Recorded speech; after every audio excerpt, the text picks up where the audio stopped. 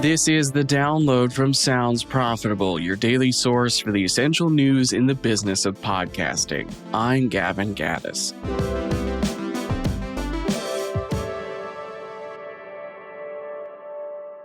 Here's what you need to know for today, Thursday, November 20th. First up, the Podscape winter deadline is tomorrow. That's right, clock's ticking. Twice a year, Magellan AI and Sounds Profitable team up to continue building the document that is the Podscape, which acts as a bird's eye view of the industry with one infographic. It sorts companies into the various sections of the business of podcasting based on what they do and services they provide.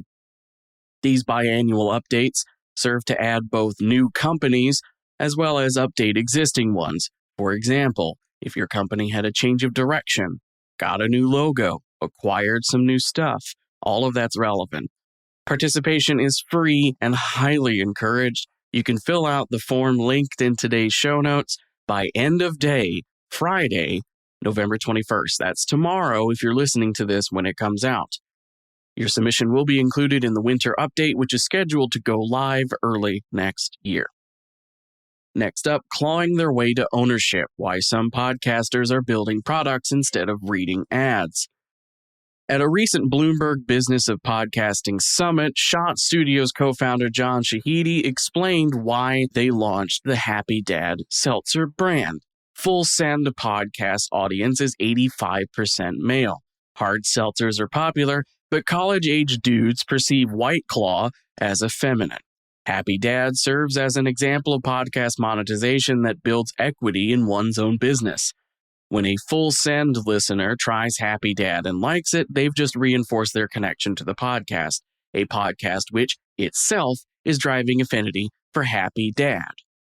While this strategy is not entirely without risk, I gesture towards all of the various YouTubers and social media influencers who tried to evolve their content past what created the makeup line or fashion brand they launched in the first place. It does leverage a creator's greatest tool, understanding their audience. Building a brand that fits an audience and then using the podcast they already love to tell them about that brand has a lot of power. Next up is video, creating two different types of podcasting. Our data says it is. This is a further look at the Independent Podcaster Survey recently published by the podcast host. While there is inherent plain difference between audio and video podcasting, given they're two different mediums altogether, the survey also demonstrates the slow divergence of the two as quote-unquote podcasting.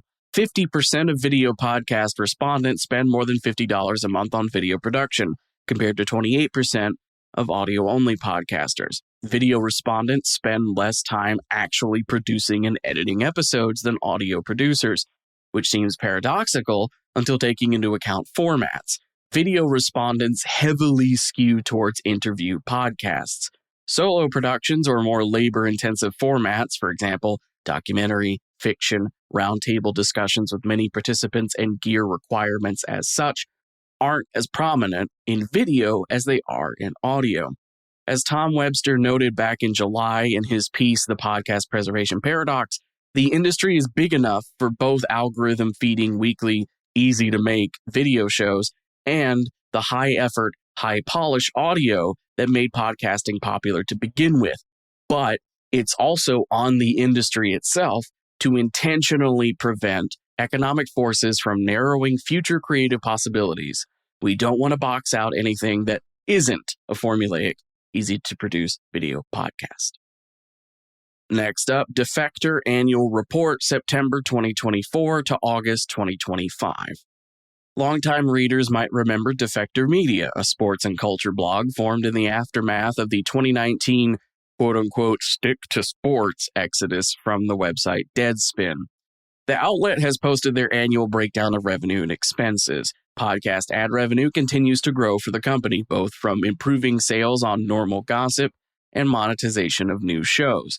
Though, due to scheduling, this year's Normal Gossip Live tour dates that would have counted towards both live event and podcast revenue happened to take place just after the cutoff for the report, so they'll be in 2026.